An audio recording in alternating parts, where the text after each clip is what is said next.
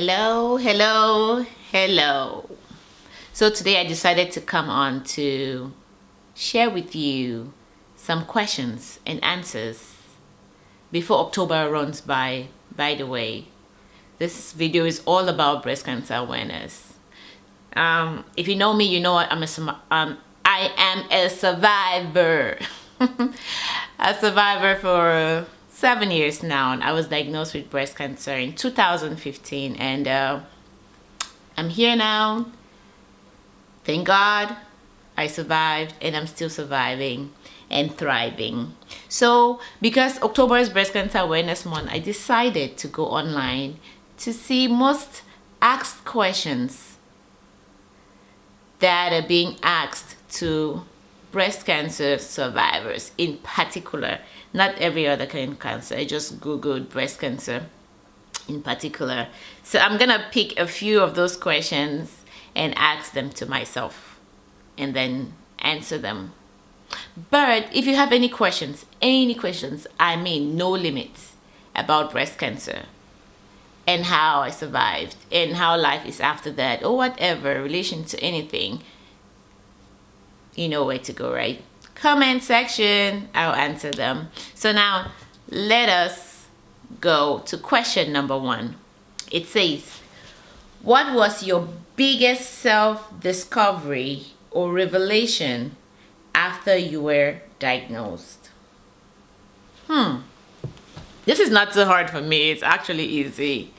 What was my biggest self-discovery or revelation after I was diagnosed?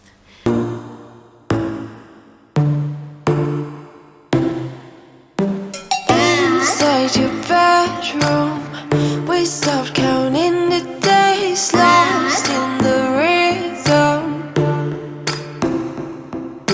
Physical silence. I went to the Susan Coleman breast cancer walk last Saturday, and before I went there, I had some volunteers or so called me, and they asked me this question. And the first thing that popped into my mind was confidence.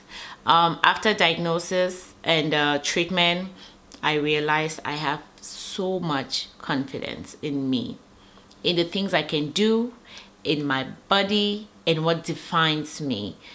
Those are some of the things that I definitely found out about myself. Those were my most biggest self-discovery, self-confidence. I found out that my breast does not define me. Of course, I did reconstruction, and sometimes I ask myself, would it have made a difference if I did not do it? I think no.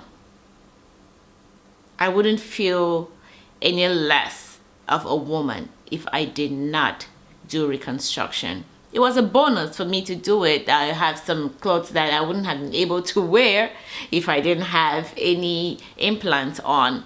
It's a bonus, but that would definitely, I am very sure about this fact, not define me in any way. So I realized I have a lot of self-confidence. What am I talking about? I met somebody the other day who was talking about how depressed she was after having kids and breastfeeding them, and her breast had sunken, and that really depressed her, and she had to do a breast job, which there is nothing wrong with that. I'm like, oh, go for it. But the fact that she was depressed made me ask questions to myself, and I'm like, am I even normal? I'm not depressed. I'm not belittling people's pain or how they feel about things, but I just imagine other breast cancer warriors, people going through it, how they must really feel about the fact that they're gonna have surgery and not even have a breast at all. Talk less of not even doing reconstruction. It's very hard, but somehow it doesn't bother me, and I think that's confidence on its own. Okay. Our next question is, What advice would you give on how to best support a loved one going through breast cancer? One thing about life is that most of the time we expect a lot from people, especially our loved ones, and we mostly get disappointed when they don't deliver our expectations. So, as a loved one, someone close to somebody going through breast cancer, my advice for you is know what they're expecting of you. And if you can deliver, please deliver. If you cannot, have a conversation. If, for instance, you have a sister who is going through breast cancer and you realize her expectations, because people will let you know in one way or another. They will be like, oh, I didn't see you yesterday. You didn't even check on me yesterday. So now you know their expectation is that you call them every day or you come over every day. If you cannot meet up with such expectations, try to have a conversation about it. Say, sis, I really cannot be here every day to see you, but that doesn't take away the fact that I care about you or I love you. But another thing is, please try to spend as much time as you can or as they're willing to spend time with you, because everybody grieves differently. And when you're diagnosed with cancer, trust me, so many things change. Everybody is different. Some people would like to be around people and some people want to stay in their corner. You have to know what that person wants. Some people would want so many people around. Some people would not want so many people around. So be mindful about that fact too. Okay, always offer. Don't force them. Offer to help. Can I come? When is your next chemo appointment? Can I come? Let's go. Would you like me to be there? Some people want to go by themselves. They want to use that time as their me time and think and meditate or read a book and watch a movie, and they just don't want anybody sitting there. Somebody like me, I want the whole village if I can have it with me, right?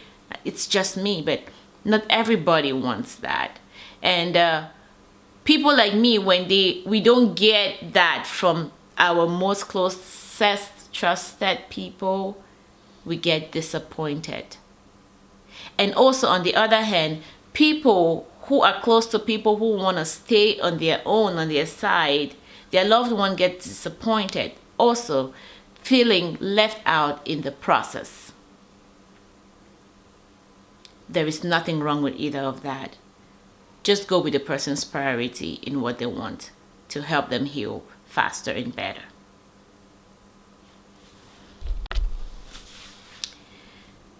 Next question. This might be the last question for this video. What was the most difficult part of your journey and how did you overcome it? I had so many difficult parts, but the most difficult part of my journey was during chemo. I tell you this, chemo is hard. That is hard, very hard. I got sick so many times, emergency room visits, my fingernails all came off, talk less of your hair falling out, my toenails till date. I just had my right toenail taken out a few weeks ago, and it's all from the effects of chemo. I'm telling you, it's 7 years out and I still have side effects from chemo. Talk less, running stomach, sore mouth, diarrhea. Chemo was really, really very tough on me, and I'm sure it's tough for almost everybody who's gone through that. It was tough. How did I overcome that? I just braved it.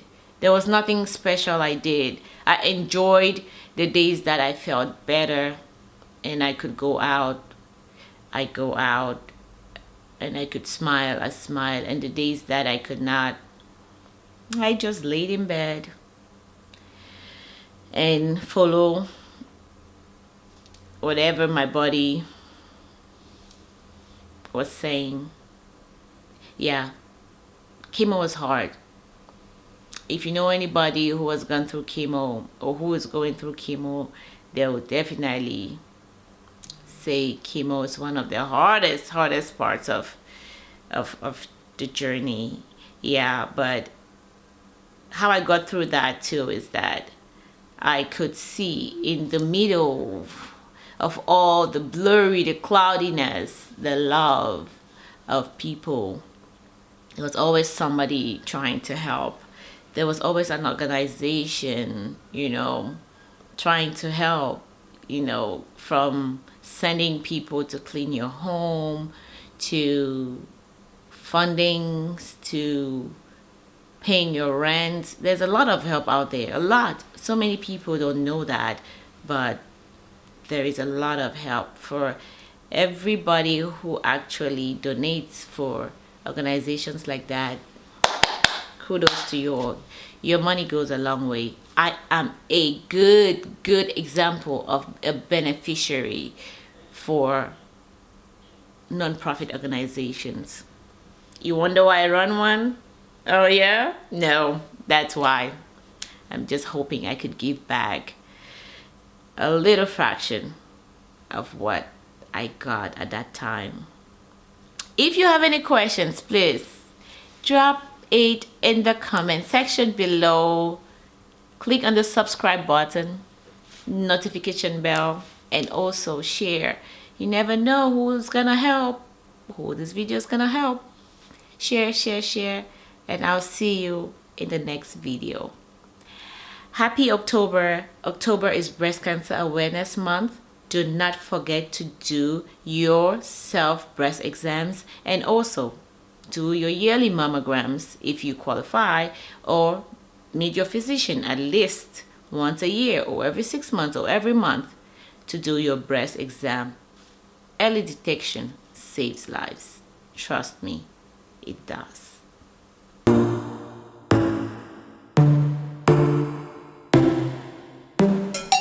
Inside your bedroom, we start